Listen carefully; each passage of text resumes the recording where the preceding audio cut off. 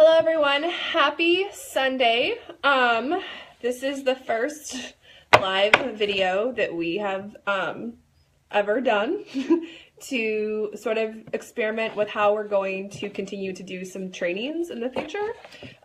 So I am going to be offering a series on that I've done in person, but I'm going to be doing it live, so some of this might be a review for you guys, on how the Fit Abilities program has created a school yoga program that has been sustained and continues to be solidified and accepted by the school district. Okay, so I'm Julie Johnson. If you don't know who I am one of the coordinators of the Fit Abilities yoga program. I'm a teacher of the visually impaired, and I'm also a founder and curator of Integrate, which was created to help support the Fit Abilities yoga program to help it keep sustained. I didn't know that they were going to become two separate things, but they have, and that's really cool. So we're keeping it grassroots, and we're kind of keeping exploring. So we're exploring the way we're bringing this new innovative information to you guys. So we're playing with Facebook Live and webinars. So this is the first Facebook Live workshop on how the Fit Abilities approach to bringing yoga into schools. So everyone has a different approach, but this is our approach. So we sort of just say this may not be everyone's framework, but it's the framework that works for Natasha and Bonnie and I. Okay, so I am reflecting the work of many people here today. So it's not just my ideas. This has been the work of Bonnie Lenz, who is my special school district coworker and co-coordinator with Fit Abilities, and also the work of Natasha Babler of UD Yoga. So this has been a collaborative endeavor. So I am just reflecting the work that we have done together. I'm just kind of the mouthpiece today, but normally they would be with me reflecting as well. But these are kind of our thoughts. So if you guys start typing during this discussion, I won't be talking directly to you. I will type directly to you after it's done. So feel free to type in any questions you have, but I will not be addressing them at live as we go. I will be addressing those after I share the information. Okay. So just so we know kind of what's going on. Okay. So today I'm going to be breaking this down into probably three trainings that we'll do over the next couple of weeks. Today we're going to focus on the foundations of building a yoga program and what the foundations look like. Okay. So for us, for the Fit Abilities program, the foundation of our program has been building trusting relationships with school personnel and also understanding the environments in which we work in. We take a very public health perspective on bringing yoga into the school, meaning we're looking at the systems our students live in, and then we're adapting yoga to the systems, okay? Not the other way around, okay? The other way around does not work and is not sustainable and not therapeutic to the environment in which our students are coming in. So again, we take a very public health perspective. We're looking at the systems that our students are living in Ferguson Florissant, and we are adapting yoga to that environment. Okay. Okay. So step one. So we kind of have the basics of five points that we're going to be covering over the next couple of weeks. We're talking about trusting relationships today and the environment. But altogether, our basic 5 frameworks for having a successful school yoga program is obviously trusting relationships within the school, with school personnel, an appropriate therapeutic environment for students, and understanding the roles of each member, the teacher and the yoga teacher, understanding the trauma-informed and accessible yoga instructional styles, and also data to support progress and community financial support. So we'll be covering all of those over the next couple of weeks.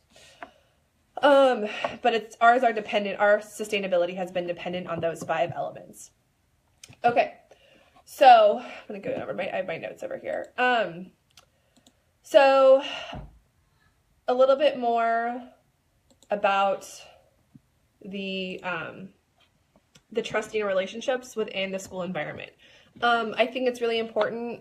It's been really important for us as professionals to kind of keep doing like a self-inquiry over the quality of the work we're doing within our schools already, and making sure we're trusted by our administrators to be able to kind of take a risk on a yoga program, because yoga programs are a risk for school personnel. I mean, I think especially for school personnel working in high in neighborhoods where there's high instances of poverty and all around racial and social equity trauma, it's a risk. And so I think we have to be really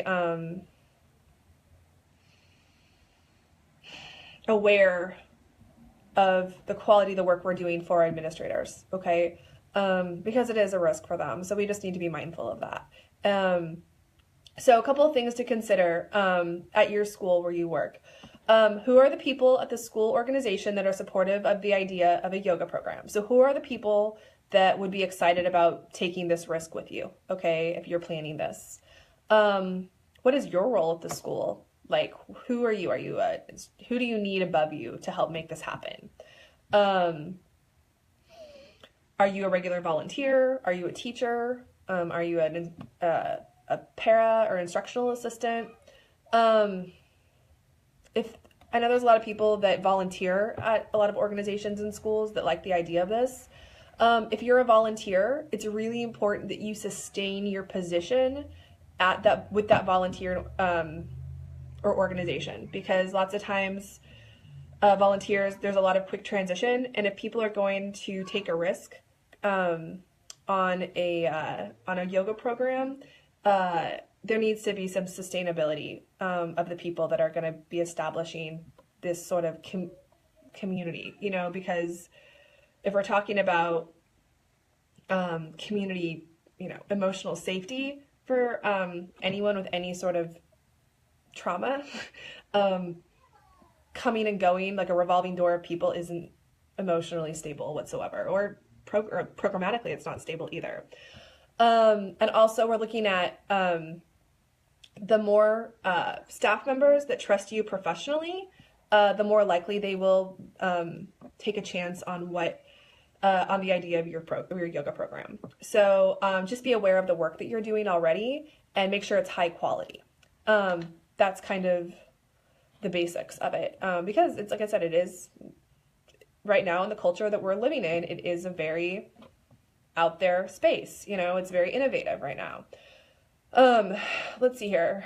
The school environment, or the environment. So Fit Abilities, we are at Griffith Elementary School, and we are in the gym there. It's in the students' home, like many of the students live in that area, so it's very comfortable for them.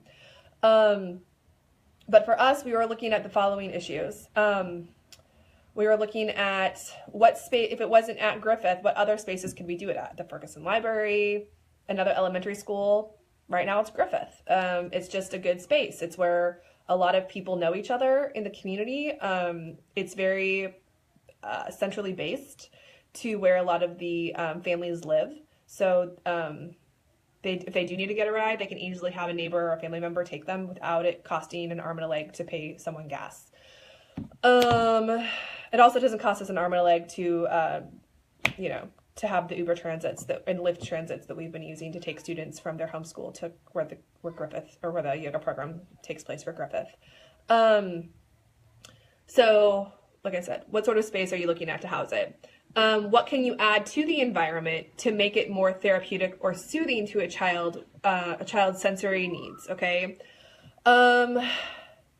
Let's see here. Like sometimes, some of these places can be really sterile. Do you need to bring in yoga mats? Yes, you do. Do you need to bring in any other sensory issues? Like we need to bring in lap pads. We need a whole sensory kit that we bring into the school environment with weighted lap pads, bean bags. Those all help our students. So those are all things we have had to consider in order to make the yoga fit the needs of the student in the systems that they're sitting in. is there anything sort of triggering or causes students to go to hyperarousal or shut down in the environment? I don't know. Just something to consider.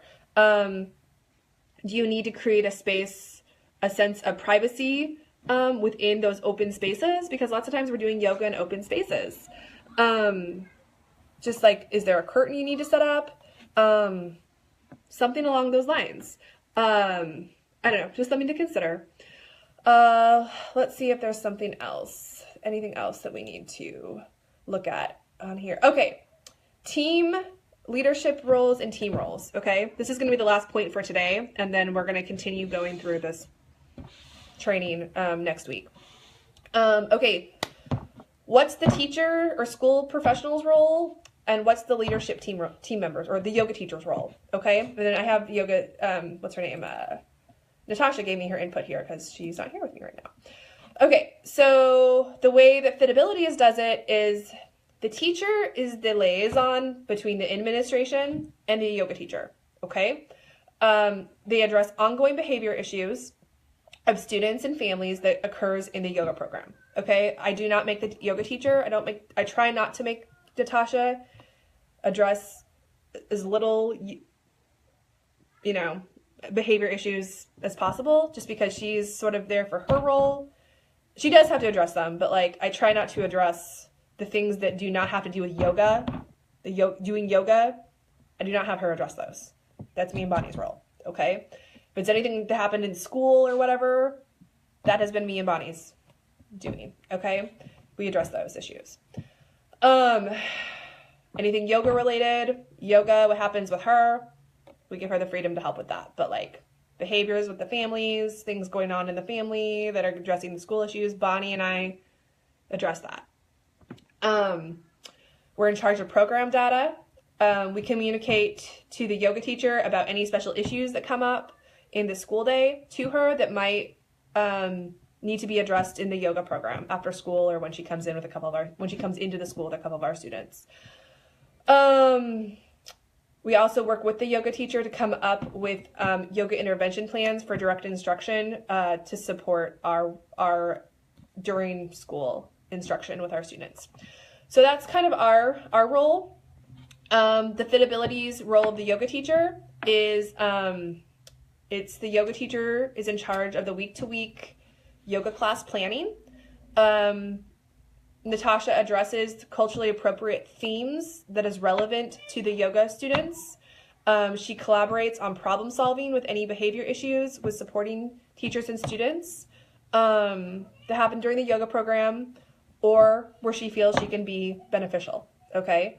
But she kind of lets Bonnie and I lead that, okay? She's really good about that, about letting us kind of lead the behavior issues, because we are the teachers and we're with them in the variety of environments. And so we try to use her yogic ways to support us in behavior intervention with the students as they come up in our instruction.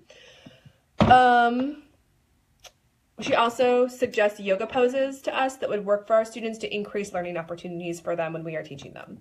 So we really use her as a yogic resource outside of the instruction that she gives them during our after school program. Okay, but then I also went further and I wanted her insight on what she would recommend for any yoga teacher coming into a school environment who has been an outsider, okay? And she said, this is a direct quote, "It's really important to understand that school systems functioning and dynamic." So understanding the culture that you're going into, understanding the school culture. Building relationships with school staff that are trusted by the kids you want to serve. And she also said that it's important to set aside much of what you know about teaching in a studio environment and replace it with a K-12 school environmental basics, structure, and student expectations. So once again, it's that public health thing. We are fitting yoga to the systems, sorry about that, to the systems that our students are currently living in, okay? That's what we're doing, all right? We are looking at the system, the K-12 system in the neighborhood that it is in, whether it's Ferguson, Ladue, Webster, and we're putting yoga into that culture, okay? And making it accessible to the culture that they live in. And she said, in other words, we have to understand what's already in place. We cannot try to reinvent the wheel. Use what the kids already know to get the message across in your teaching of yoga. Okay, don't reinvent the wheel. Build on what they already know. Okay, so let me see if there's anything else. That is it today for our, sorry about this, I'm getting a lot of notifications. That's it today for our training. Our next installation, which will be sometime next week, after I kind of run through where we're going to be doing this, we're going to talk more about the trauma-informed instructional style from a yoga, from like, just in general, what does a trauma-informed instructional style look like? And when it comes to yoga and teaching, okay? Because they all blend together in the style that I teach in and the style that Natasha teaches in for our Fit Ability students. So probably have her chime in on that as well. Anyway, because she's awesome like that. Okay, so that is it for today. Feel free to comment below, but have a good Sunday, and I will talk to you next week about trauma-informed instructional styles and data. All right, have a good one, guys. Bye.